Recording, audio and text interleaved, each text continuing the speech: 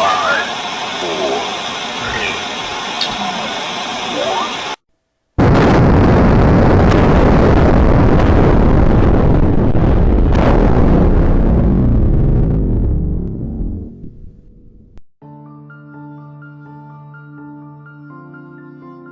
Beyond Ordinary News Radio presents Planet X, The Return.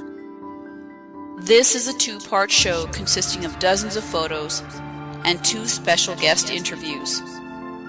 First up will be Ms. Dawn Hall, a Planet X researcher and infrared photographer who lives in the state of Washington, United States of America. It is important to note that during my interview with Hall, my laptop electronics were targeted, my recording was scrambled, and my cell phone was wiped out. Approximately 50% of the interview was recovered and restored. The second part of the show will be with an anonymous guest who goes by the name of Catfish of Galveston, Texas. He trained in navigating while he served in the United States Armed Forces. He studied magnetic forces and fields, and he also worked as an investigator for United States Senator Jim Davis of North Carolina. I would personally like to thank my guests tonight for coming forward, despite the harassment they have endured for being part of the Planet X disclosure process.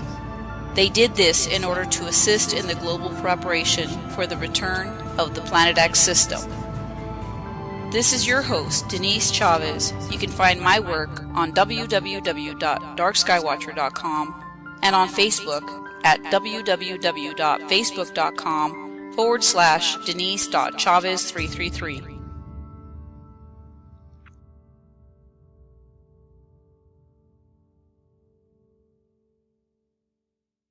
I couldn't believe what I was seeing. And then when I got in and developed it, I started editing them. I have a whole bunch more.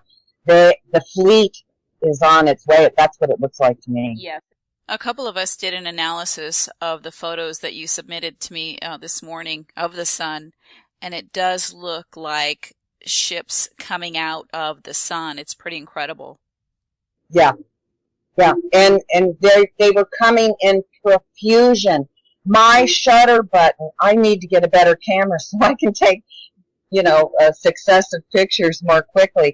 I have to wait for my camera. I push the button, but it doesn't take it the second I see what I see, and it can be very frustrating. But yes, they were everywhere. I was confused. It looked like we had a cottonwood, infestation of the seeds blowing through the air. That's what it looked like, didn't it? Yeah, there were so many, but it was only in that area around the sun.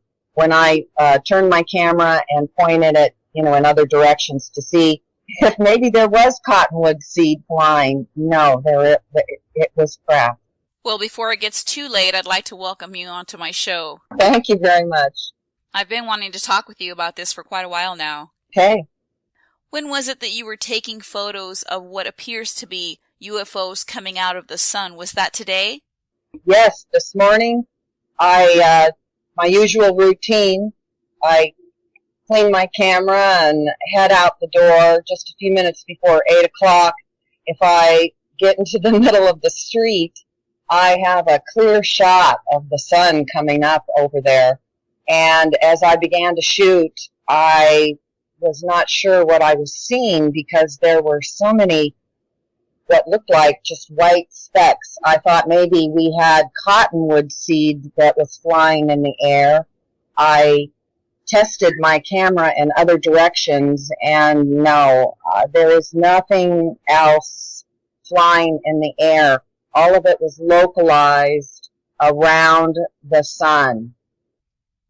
Okay, now upon enlarging one of your photos, it does appear to be fleets of the same type of UFO or craft, if you will. Yes, that's what it looked like to me, Denise. Oh my gosh. Yes, oh my gosh. Did I tell you about my dream last night? You did, and that's amazing, and thank you. Please repeat it again now. Okay, well, basically I woke up early this morning so as to write it down. I definitely remember a man's voice, and he said, "Cast down unto earth to be at war." So then I woke up and I saw your post with all the UFOs coming out of the sun, so there was some sort of weird correlation there. Wow. And it was a man's voice. I got goosebumps, girl. And then I opened up my messages to find an email from a friend who was showing me a video of a guy who was explaining a dream that he had of meteorites coming from the sun. And then I see your photos and I think, well, this is all kind of bizarre. It's confirmation. For me, I think it is. I agree. It is for me. Now let's talk about the object you've been photographing under the sun since 2012. There's actually a whole system that I've seen coming from your photos. Can you talk about that, please? I have been photographing this one object that's right below the sun. It's the green orb. Yes. And it's been the focus of my attention for months. I have videos of it, a zillion pictures. But what I noticed the other day is, as you noticed in my pictures, is if I shoot that in infrared, below it comes that orb that looks very similar to the Vatican sphere. But below that, there's always this object, and it's in a blue bubble, but as I turn my camera to photograph it, it changes shapes, it morphs, and I think that is a giant mothership. I'm sorry, but I can't come to any other conclusion about that odd object. It's always, I can locate it by following the green orb and going down. And I think that's a mothership. Okay, so now this green object that you capture, it sometimes glows orange, doesn't it? Yes, it does, and it glows yellow, and it has this fluorescence to it. I'm not sure. I believe that it's one of the moons of X. And if you see in some of my pictures, it's got that moon and then a smaller green moon that'll be below it that I've caught. And I think those are the two moons. I know there's lots of moons, but those are the two that have been named and are more visible than the others around X. That's my belief. Okay, back in November I had a friend I was talking with who actually did some work for the Vatican and made some friends out there, and he ended up taking a few trips to a couple of telescopes. One was in Arizona called Lucifer, and the other one was basically at the South Pole. Now, he told me that X glows orange and sometimes red, and that the guys at the South Pole get super excited whenever they see it glowing red. Yes. I hate to say it, but that's very true. But I have to go by my gut and what I've learned about X and how I came to determine that that was the object of my interest. And I did that by listening to what they said. X is hard to see. You don't just take your cell phone camera and point it at the sky and get a picture of planet X. It's infrared. Even the scientists have had trouble keeping track of it and finding it. Dawn, can you tell us how you go about taking these photos? I mostly use my Nikon camera. I have lens that is a fader lens, and it's a neutral density, and it goes up to 2,000. Normally, neutral density lenses go anywhere from 4 to 8 for normal use. So with mine going up to 2,000, I'm able to filter a lot of the noise out of the pictures because I'm shooting at 30 magnification, and then I use sometimes the infrared lens over that. But pretty much with this neutral density lens, I can zero in and I can see things that you can't see normally. I can see through the clouds with it. I also have, I have another infrared camera that the Ghostbusters use. That was the first one I bought. It's online. It's kind of funny, but excuse me, I listened to them talk about X, and they were saying that it's infrared and, you know, the difficulty in spotting it. So that was my next move, was to get an infrared and start learning how to take an infrared picture and then how to process it so that what's there is visible. Because that's a whole other process. I think that I'm showing very clear images of the sun and the objects around it. I can't always give a definitive answer. I can't say, oh, this is such and such. I wish I could. I wish I could put those pictures up and say, wow, look at this. This is what's going on. I have to just say, help me out here, people. Take a look at this, and what do you think? Well, I have seen tons of videos and photos, and I have to say that your photos are probably the best that I have ever seen. Thank you. And the other day, what I did was I took my Fuji fine pics that I hardly ever use, and I used a telephoto lens with it, and then put an infrared filter on that. And I got the most amazing pictures. I believe it was day before yesterday. I mean, you could see what looked to me like a red ring oval that's traveling like underneath the sun. And it's traveling so fast that it's just like this tunnel of red dust. And if you look closely, you can see that red and green orb looks like it's shooting around through it. You can even see like motion marks. You've got to remember, all of this stuff is not standing still for my photos. You know, it's in motion. Yeah, I'm trying to catch it, and when I am catching it, it is in motion, and that shows. Well, so how long have you been taking photos of this system? 2 years. It was in October of 2011, I guess, that I saw something in the east sky. I couldn't make sense of it, and I asked, and people said it was Jupiter, and I didn't think so. So I Googled it, and I saw that almost 1 million other people in Western Washington had asked the same question. What is that object in the east? And nobody had an answer. So I was excited about, you know, what's this big mystery? Let's solve it. The next day, I was telling my friend about it, and we went back to Google to see if there was any, you know, new developments, and it was gone. It was as if no one had ever asked that question and that there had never been any inquiries. So that kind of caught my attention. And then also the fact that no one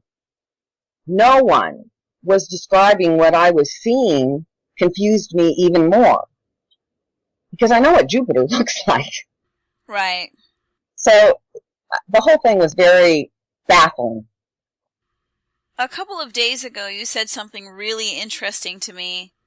You said that you had been taking photos of the sun, and at that time, the Planet X system, if you will, looked like a bunch of little specks around the sun, as opposed to what we see now. Yes. I posted pictures last night on my page that I took in March 9th, and you should see the difference from even just from March till, you know, today or yesterday. I just want to keep going forward and doing my work and sharing it with people. And I really want to thank everybody who's made such positive remarks and offered so much information along the way. In the last few days, it's just been remarkable because I was really ready to quit. And they had the trolls and shills on me. They've had all kinds of ways to try and control me and make me stop. And You have to move forward and not let anyone intimidate you, Dawn. I can't stop, Denise. I really feel that this is my job, and you're doing the reporting. You're God's reporter. I'm God's photographer then. Fantastic. Love it. So from 2 years ago to now, how much closer do you think these planets have come? Oh my gosh. I mean, in the beginning, I was taking pictures of flares and clouds. Now I'm zoomed in and I can see how much longer. I can't give you a timeline. I can just say that the approach is near. It's very near. I thought a year ago I was listening to Zeta talk and going by what they said. So I thought the whole game was going to be up last year in August. So I'm amazed here we are a year later. But I also want to say, I think that we're getting some kind of help from beyond, because I know there's a lot of turmoil. I know the Earth is going through a lot of changes. I understand all of that, but we are not getting smacked with meteors and other things. And from what I see, it looks to me always like, wow, how are we missing all this stuff, or how is all this stuff missing us? So I feel hopeful. I feel hopeful when dates come and go and people have predicted things and they don't happen. I always smile. I always say, thank you, God. That's absolutely awesome. Here we go. So while things are very close and it's imminent, and it does seem that there's no way to avoid a pole shift. I don't know what that'll entail. I've read about it, but until we go through it, how can we ever know? So I think that there are Earth changes that are imminent, and I think also that it is very close, and it sounds like it might be making its approach up from the south through the Atlantic Rift, from the earthquakes and all the stuff that's going on right now. So with regard to your camera equipment, you say you're using infrared lenses now? Infrared and neutral density, polarizing neutral density lenses. And I have infrared cameras that shoot just strictly infrared, but if I want to get in tight and close, I use one of my other cameras. I have one camera that goes up to a 60 power magnification, but I find that that's too close. If I hang back at about 30, 35, I am able to get a lot of detail into the picture. And you're basically shooting right through the chemtrail sky, aren't you? Oh boy. You know, they put so much stuff in there that if you hit autocorrect, what you get is like, it just turns into a big white cloud over the picture. Very interesting to watch, because they put something in there that, I think it's the aluminum that is real reflective. Yes. And, yeah. So, that can be tricky too. Can you tell us what would be the best time to capture these objects? For me, it's just around 8 o'clock in the morning when the sun is visible up over the hill there.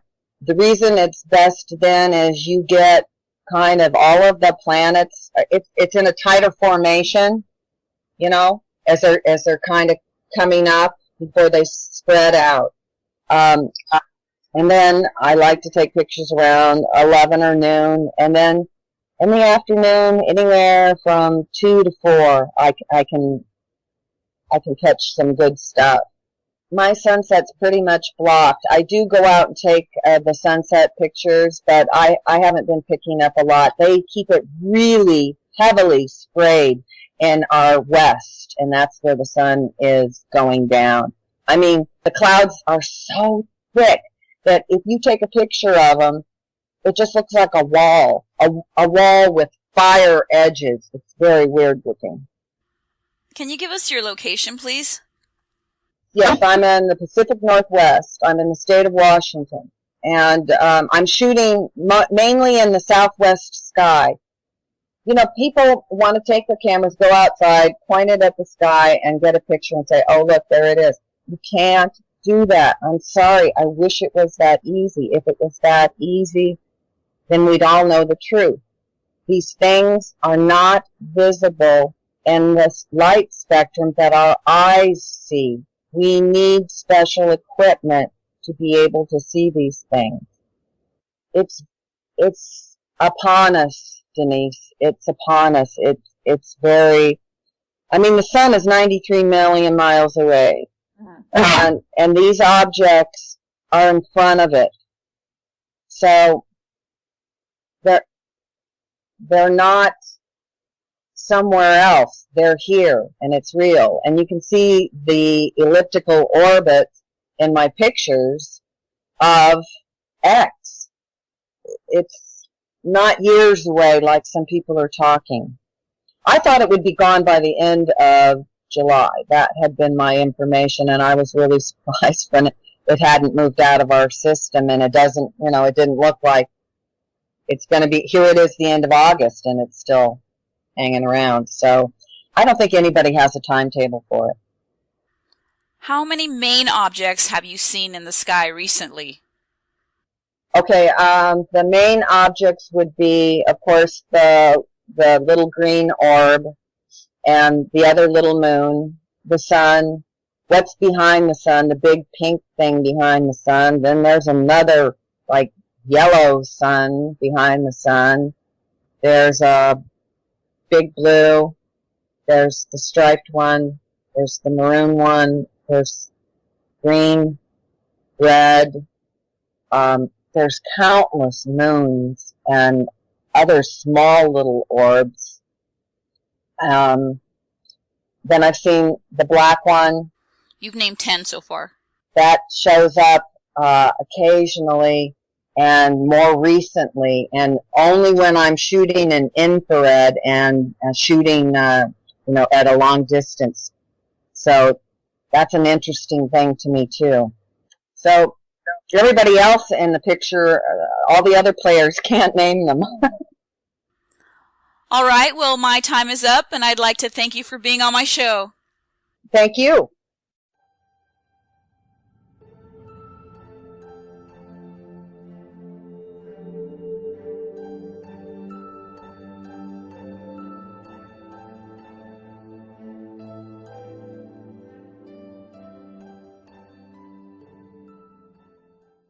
Welcome, Catfish. It's a pleasure being here and finally meeting you.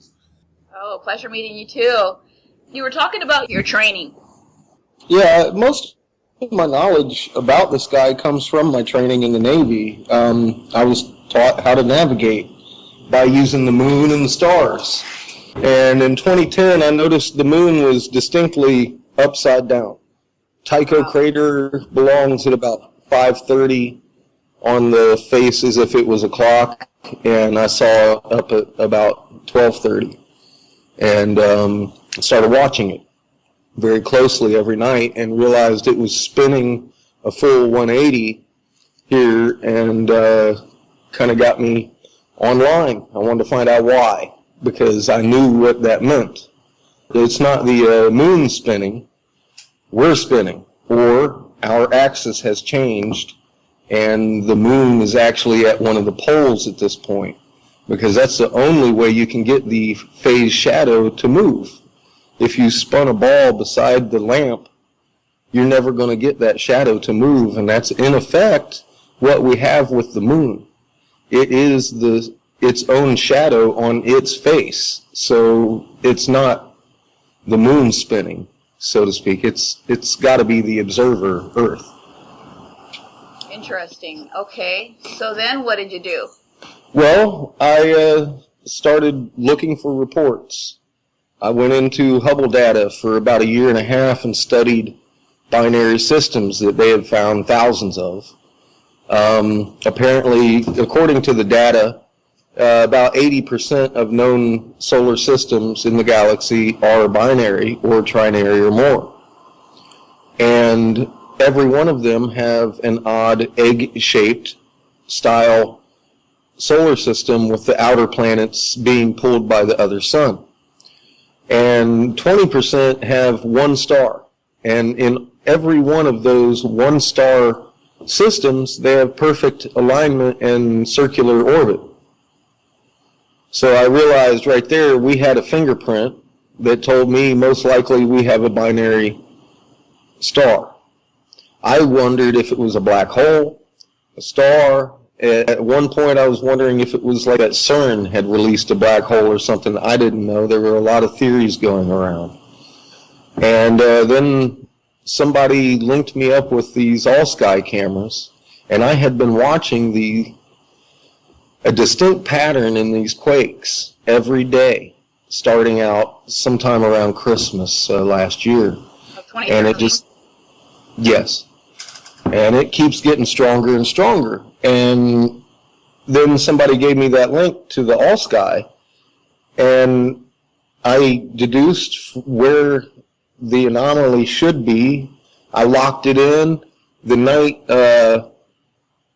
Northern California had that 7.0 quake, February maybe. There was quite a few of them that night. I knew where where the anomaly would be. I locked onto it and found it in my first picture. Since then, I've taken hundreds of pictures of it. And then I realized... Okay, when you say you've taken hundreds of pictures of it, what is it? It's a bright blue ultraviolet sun. Interesting, okay. It sheds a yellow and a red light. It doesn't really shed light like our sun does. It's an ultraviolet light. And a lot of people might not recognize it when they're looking at the sky because it merely just pretty much changes the color of the clouds. It doesn't really brighten the sky too much, although it can dim out the stars. And when I found it in Alaska, I realized I was looking at a very special camera that takes MRIs of the sky.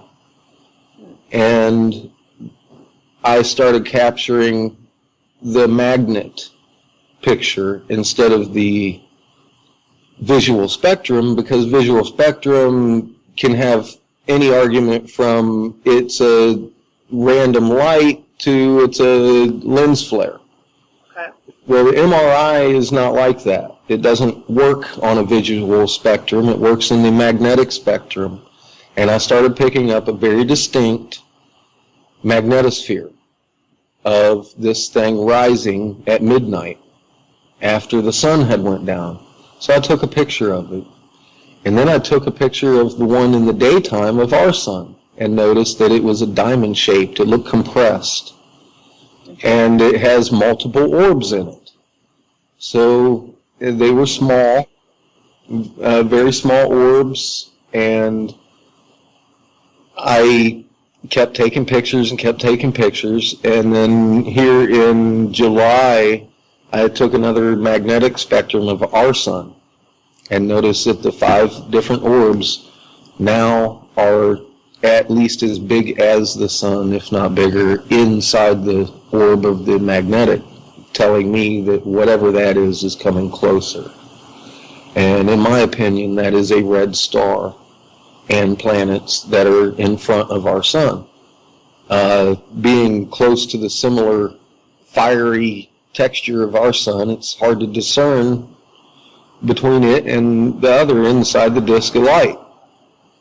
The blue sun is easy to see. There's supposed to be nothing but the moon lighting the sky at night. Right. And all week, this week especially, there has been no moon at night. And I've been taking pictures of every place on this planet with distinct light at night that looks like moonlight on the horizon, or maybe the sun is rising on the horizon, and all the clouds are fiery red and orange.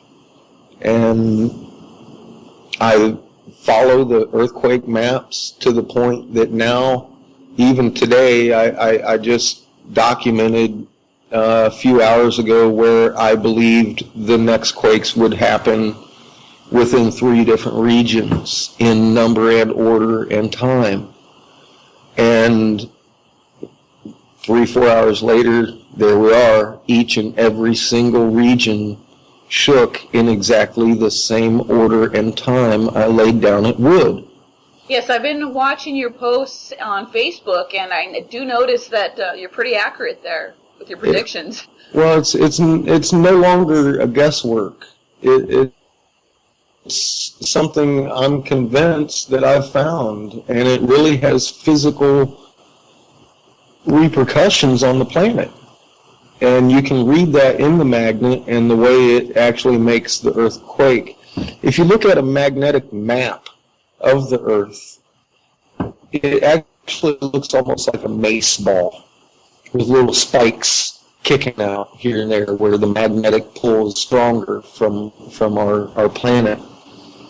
And in my opinion, those spikes are exactly what the sun is grabbing a hold of. The one that's actually a little bit closer to us than our sun, the blue ultraviolet sun, is grabbing a hold of those magnetic spikes and causing these quakes as it tips the Earth and makes it spin. Okay, now what do you see happening first? I mean, is this going to be... Well, that is all dependent on how close it gets. And from what I'm seeing, it's probably going to get pretty close. Like I referred to our sun and its magnet with the big orbs in it, there's definitely objects coming this way closer to us. And in my opinion, one of them is a red sun. And this blue sun does an orbital dance around the red sun, and the red sun does an orbital dance around the blue sun as binaries go. And unfortunately, at this point, I see our planet directly in the path of both suns. Wow. So are you saying that something's going to actually hit the planet Earth if it gets close enough? It could, but I certainly hope not. I hope not too. My God. It's happened numerous times in the past. What has? This passing. We're obviously in a cyclical cycle. This doesn't just happen by random chance. We're in a binary trinary system, and our two sister suns are here. They have not been here, from what I can tell, for over 3,000 years. Okay. And the Bible warns of it very clearly, that it will happen again. And it will, as they describe, be in the day of Noah, with the earth rocking like a drunkard. Well, that's exactly what's going on right now, and that, in my opinion, is something man is incapable of doing. Okay, now are you familiar with Dawn Hall's photographs? No. Okay. She, I'm actually going to go ahead and put her... Yes. I'm sorry. Yes, I do know Dawn Hall. Yes, okay, well, she has got some incredible photos of the entire system, and she's got, wow, there are at least 10 objects, is what she says. Yes. And she's been taking photographs of these things for, well, since 2012. Now, she says that back in 2012, when she was taking pictures of these things, they were like little specks around the sun. Now they're so close that she can only get like partial picture of just one of them. Like they're just that close. She does say that these things are weeks away, whatever that means. I don't know what that may mean. Why can't we see them? Like I said, the blue one you can actually see, but it's coming in from above the planet. Okay. It seems to just shine its yellow-red light all over the planet. But the actual orb itself is visible from the northern hemisphere in the northern latitudes. I've captured it in Hong Kong, Belgium, and Alaska, Moscow, frequently. You're using sky cams, right? Yes. Yes. Okay. Can you explain a little bit about what that is? Well, yeah, the all-sky cams are cameras, basically web cameras at observatories established, some of them for 1,000 years in Europe. I've looked at a lot of the history of some of the cameras, all the way to like Alaska weather system cameras, which just, like I said, they read the magnetic view also. So it can be anything from a weather camera to an observatory. I was a little skeptical at first because some of them looked a little odd. You couldn't really tell if it was a city glowing at night. But as the months have progressed and me monitoring these cameras, every one of these cameras look differently than it did months ago, and they're much, much brighter. I can definitely tell that some of the lights are not cities because they were never there before, and they do move. And cities don't move on the landscape. These cameras don't move. They're based, they're directional based, and all you know, they're just. I hear a lot of people say, oh, well, you're getting camera anomalies. Well, I'm looking in my own sky and seeing the same thing. I'm asking people in those regions, what do your skies look like? And I'm getting confirmation that what I'm seeing in these cameras is what people are seeing in their own sky. Okay. It's just, it's happening after midnight. Interesting. Most people are asleep by then. Right. Now, how big would you say this ultraviolet sun is? The magnetosphere look of it looks about twice the size of our sun. Oh, wow. Okay. Now, that's just the magnet. That's not necessarily the bulk of the actual physical sun, so I really can't tell you that. I don't have a satellite or any kind of... I've seen it beside our moon. It's huge compared to the moon. Really? I don't know where it is in far as distance from the planet, and that is a major factor in figuring the size of the thing. But yeah, the one very clear moonless night I have of it and the moon next to it, the moon turns brilliant blue, and it's twice as big as the moon. Also the one picture that I have, it has another planet in the picture too, so it's a pretty crazy picture. Can I show that on my show? Yeah, absolutely. You can show all of my pictures if you would like. One of the first ones that caught my attention was a picture. Like I said, I was following this red sun, and this is before I had figured out some of the cameras were magnetic spectrum. I was following it around the globe, trying to get pictures of it, and I got real lucky. In Madrid, I captured a blue planet, and it had a big black moon beside it. And I went and looked for a blue planet with black moon, and we don't have one.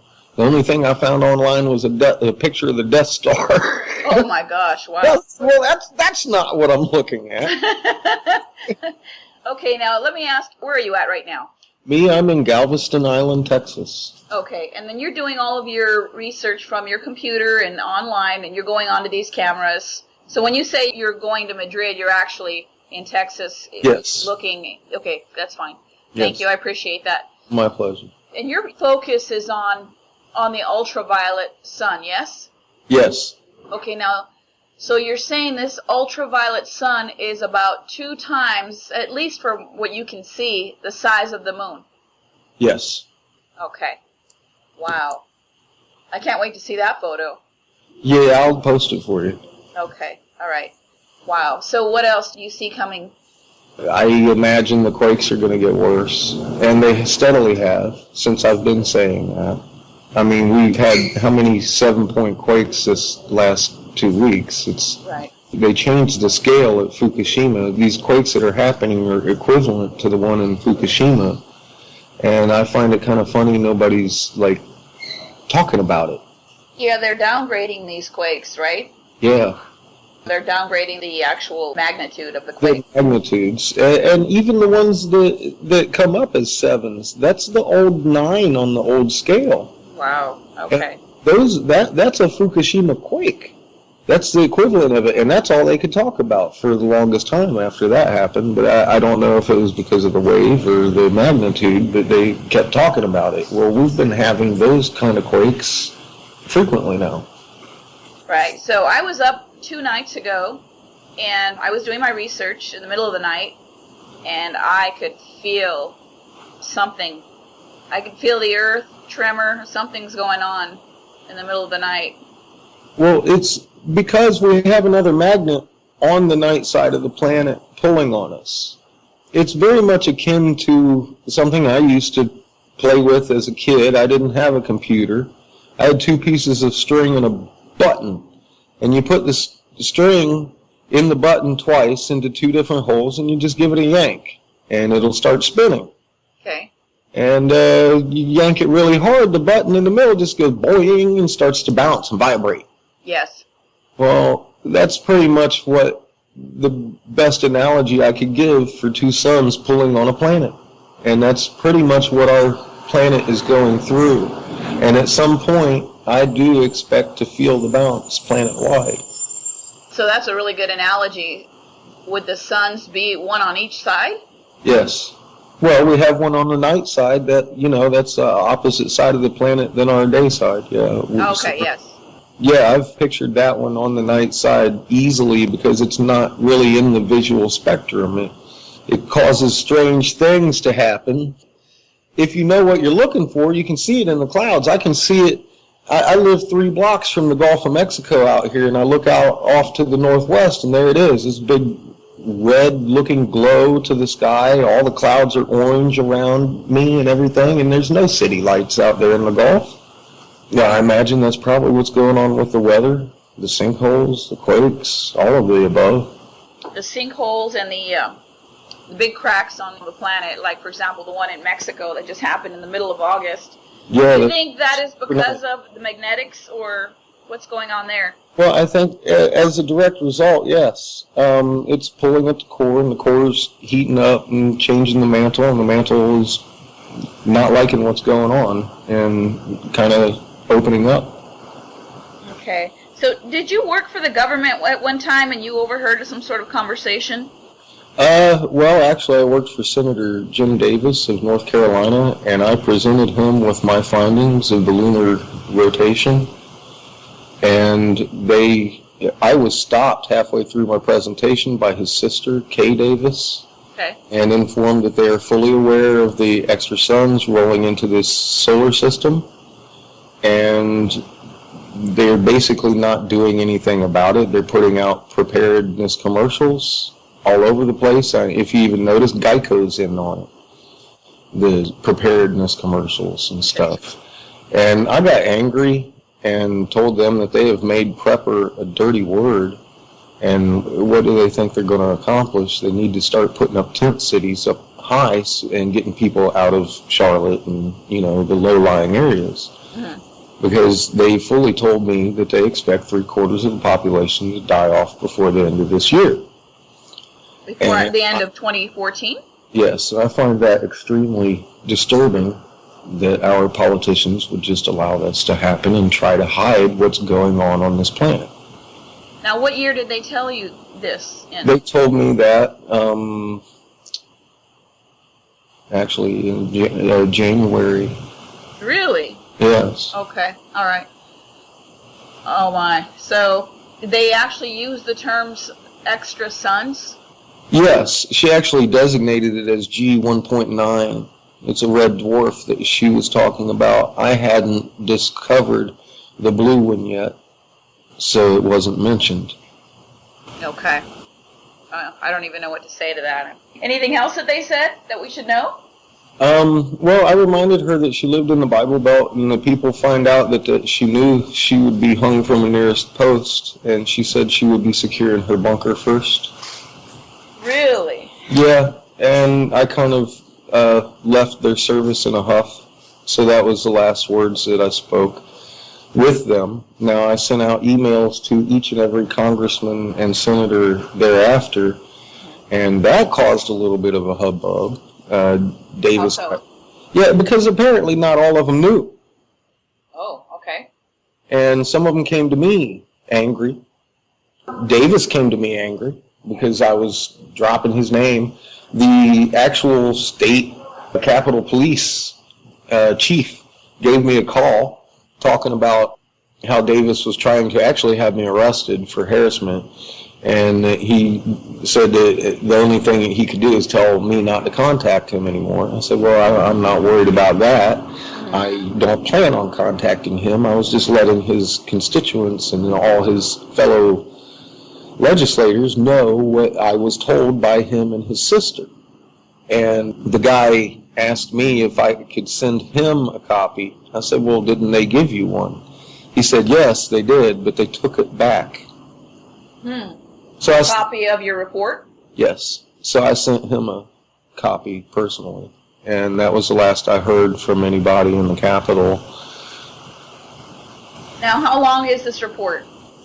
It wasn't very long. I was just documenting 4 years of lunar history and correlating with the star motion, which it's kind of technical. I don't know how many people would understand, but it does show up in the star motions easily every night. As we live on a ball, I'll just go through it real quickly.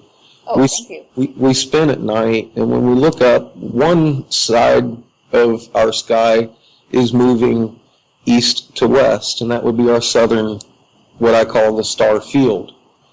Now, the northern star field is, you turn around while you're watching the moon, and you turn around to 180, that sky should very well move from east to west. Okay. As it's the total opposing side of the ball. Well, Orion in the southern field, he's moving pretty normal. But when you start looking at the Big Dipper, which is normally rotates around Polaris, it should be moving from west to east. But as the sun goes down, you'll see it in the east. And as the sun comes up, you'll see it in the west. It's moving simultaneously with the southern field, therefore putting our spin completely out 100 and some degrees out of whack from where it should be. It should disappear over the eastern rim as I'm watching it nightly, but it goes completely backwards into the western sky. Okay. So that basically puts both star fields moving simultaneously. And if you watch the star motions and line up with the red glow on the horizon that I see every night, those stars are running directly away from that, which means that we're tilting directly towards it every night. That is the perturber. Interesting. Okay. It began showing up in August of 2013. And that's what prompted me to actually get a hold of Davis and start presenting my findings, because I had correlated, even without seeing the body itself, that this pink red light is what's causing our moon and our stars to act funny, because I stood there and documented that, oh my God, these are running in a straight line away from this light. And when the light first started showing up, it was between 3 and 5 a.m. Now, I'm a full custody dad of a little boy. I raise him all day long, and when he goes to sleep, I'd work all night. Okay. And I was up, so I saw all these things going on. And when it first showed up, for almost 2 weeks, I swear I thought it was like somebody had built a parking lot out in the middle of nowhere in the Smoky Mountains with pink lights, because I didn't want to even think what it really is. And I was driving around in the daytime trying to find the new factory or whatever had gone up on the other side of the mountain. Mm-hmm. And there was just nothing. And then one night it came out so bright, those Easter cards, it looks like God rays coming down from the clouds. Well, yes. It looked like that coming up from the horizon and over my mountain and just splitting through the trees. I was like, oh my God. So I woke up my son's grandmother on his mother's side, who's a pretty wealthy dentist. I didn't want to be making her think I'm crazy. She could take my son from me if I was. Mhm. So I called her up at 3 o'clock in the morning talking about, Pat, can you go outside and look? She lives in Philadelphia, about 800 miles from where I was at the time. And she said it was raining really bad. She didn't want to. And I begged her to go out just on the front porch and tell me her sky wasn't pink. And she walked out, and I didn't hear from her for about 15 or 20 minutes. When she came back, she was babbling about, is it a sun or is it a star? Is it a sun or is it a star? I thought it was a spotlight. She walked around apparently she walked around the neighborhood trying to figure out which one of her neighbors had hung the pink spotlight in the sky. Wow, okay. She saw more of it than I did that night, and it scared her. What's the approximate date? That was around August 3rd to 5th.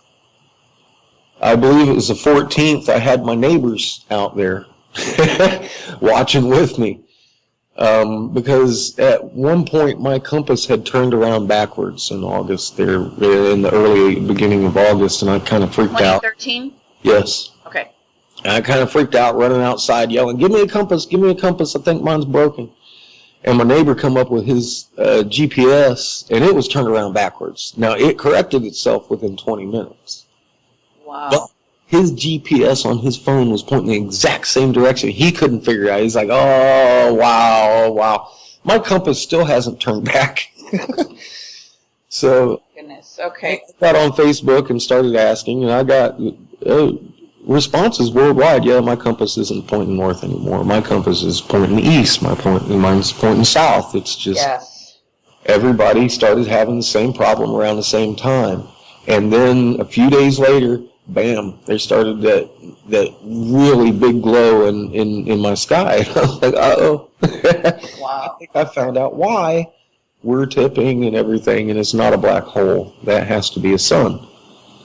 And I imagined it was a red dwarf, which it turns out that's what Davis is saying it is, red dwarf G1.9. They actually had a designation for it. Okay. Now, I know you can speak with all certainty with regard to certain objects, like with regard to the ultraviolet sun. What else can you tell me that you know with complete certainty that is in our solar system right now? The red sun and other planets directly in between us and our sun. Okay. How many other planets would you say? Altogether, I would have to agree with Dawn. There's about 10. I'm not sure which one goes with which sun. And you've seen them? Yes, I have pictures of them. Okay, and you're going to submit those so that I can put them on the show?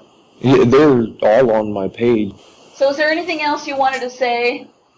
Well, especially with regard to the near future. We're in August, late August 2014 now. Or what do you feel that is going to happen here? The first thing we're going to notice is the increasing price of food.